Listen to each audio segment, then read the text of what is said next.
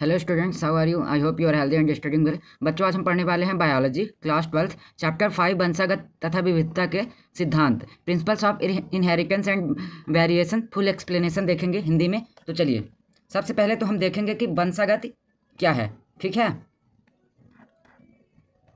वंशागत inheritance क्या है? एक पीढ़ी से दूसरी पीढ़ी तक लक्षणों के संचरण को वंशागत कहते हैं।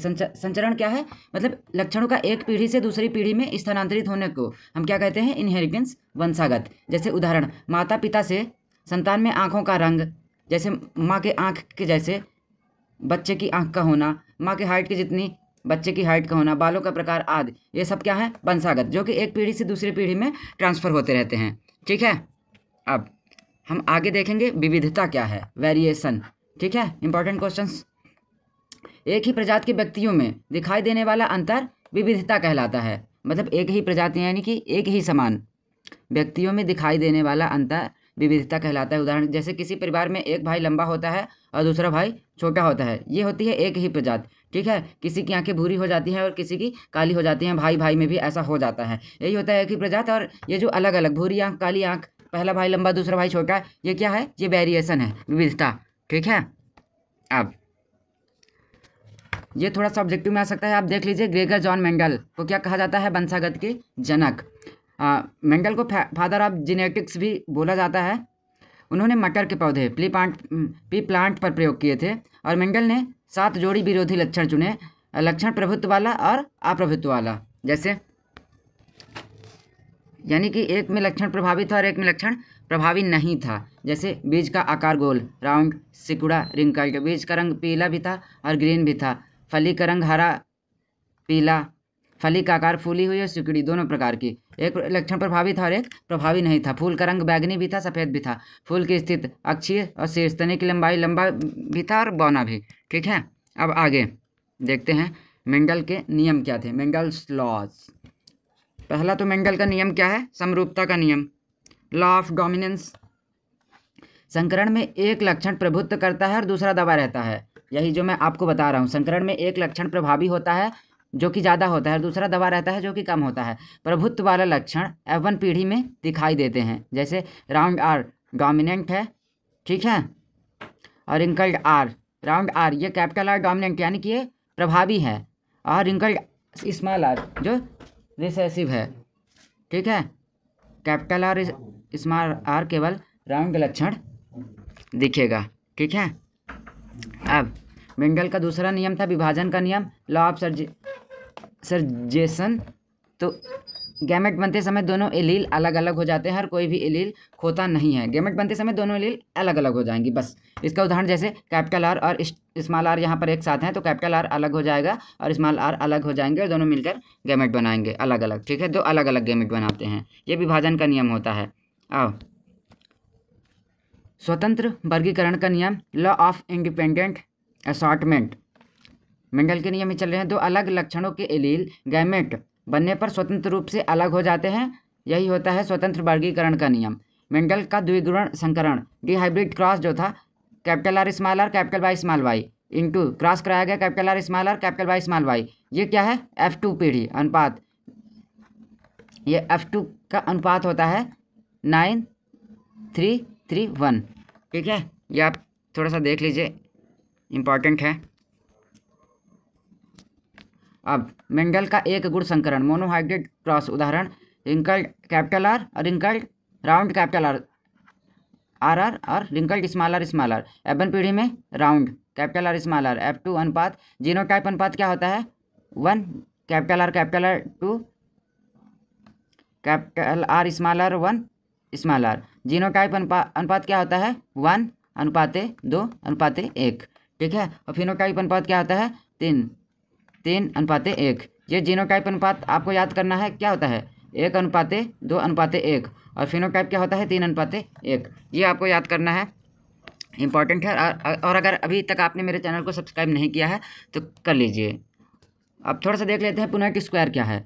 यह वह तालिका है जिसमें गैमेट के संयोजन से संतानों का आनुवंशिक संयोजन पता चलता है। वह तालिका जिसमें गैमेट के संयोजन से, ठीक है, संतानों के आनुवंशिक संयोजन का पता चलता है, जीनेटिक्स, वो क्या होता है? Punnett square. अब आगे बढ़ते हैं। अपूर्ण प्रभुत्व इनकम्प्लीट डोमिनेंस क्या है? जब कोई एलील पूर्ण रूप से प्रभुत्व ना करे, यानी कि जब कोई एलील पूर्ण रूप से प्रभावित ना हो। F1 जैसे F1 पीढ़ी में माता पिता के मध्यवर्ती लक्षण बनते हैं, ठीक है। जब कोई एलील पूर्ण रूप से प्रभावित ना हो वो होता है अपूर्ण प्रभुत्व। उदाहरण मिराबिलिसिस जापला, 4 बजे का फूल, ये है रेड, कैपिटल आर क्रॉस कराया गया, वाइट स्मॉल आर, क्या बनता है पिंक, कैपिटल आर और स्मॉल आर, यानी कि इसमें दोनों लक्षण हैं, ठीक है ना।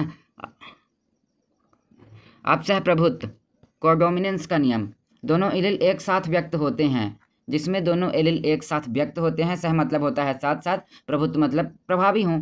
जैसे उदाहरण मनुष्य का AB रक्त समूह, A और B दोनों, A और B एंटीजन व्यक्त होते हैं, ठीक है ना। बहुएलीलता, मल्टीपल एलीलिज्म। अब ये क्या है? एक जीन के 2 से अधिक एलील होने की स्थिति को क्या कहते हैं? मल्टीपल एलीलिज्म। उदाहरण मानव का रक्त समूह ABI, 3 एलील हैं, ठीक है।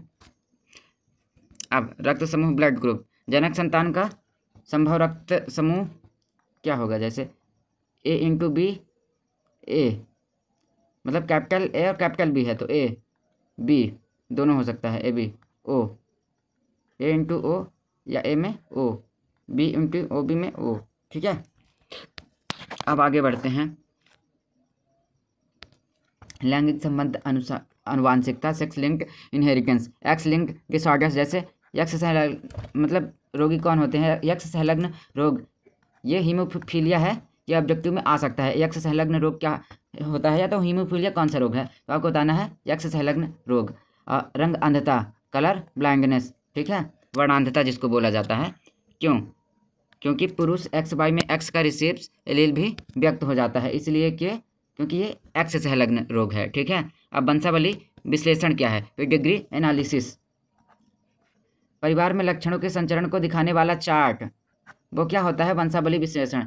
जैसे ये दादाजी, ठीक है, फिर ये उनके, ये पिताजी, ये दादाजी के भाई, फिर ये दादाजी के बेटे, ये दादी जी, ये ऐसे, ये एक प्रकार का चार्ट जिसमें परिवार के मतलब पता चले लक्षण।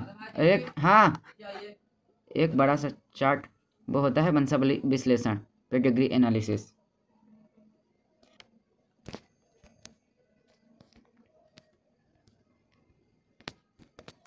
जैसे पुरुष, स्त्री, प्रभावित, काले रंग से भरा, वाहक, आधा छायांकित। उत्परिवर्तन क्या है? म्यूटेशन क्या है? जीन या गुणसूत्र में होने वाले परिवर्तन को हम कहते हैं उत्परिवर्तन। जीन या गुणसूत्र में होने वाले परिवर्तन को हम क्या कहते हैं? उत्परिवर्तन। अब इसके प्रकार देख लेते हैं। जीन उत्परिवर्तन हो सकता है या तो गुणसूत्रीय उत्परिवर्तन, ठीक है। अब गुणसूत्रीय रोग क्या होता है? क्रोमोसोमल डिसऑर्डर्स, A नंबर में एनेप्लॉइडी, एक गुणसूत्र अधिक या कम हो जाए तब ये होता है। डाउन सिंड्रोम, टर्नर सिंड्रोम और क्लिनेफेल्टर सिंड्रोम, ठीक है।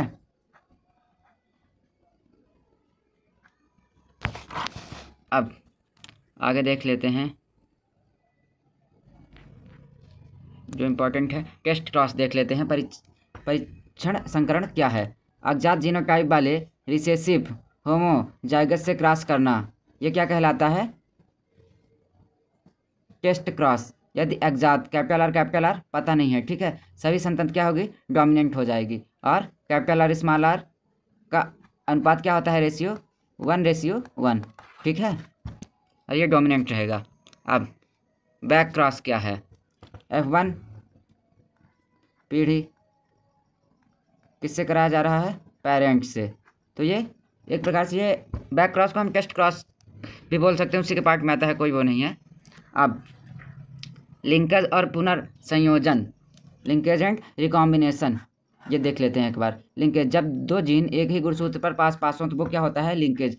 जब 2 जीन एक ही गुणसूत्र पर पास हों, साथ में विरासत पाएंगे, रिकॉम्बिनेशन कम होगा, ठीक है।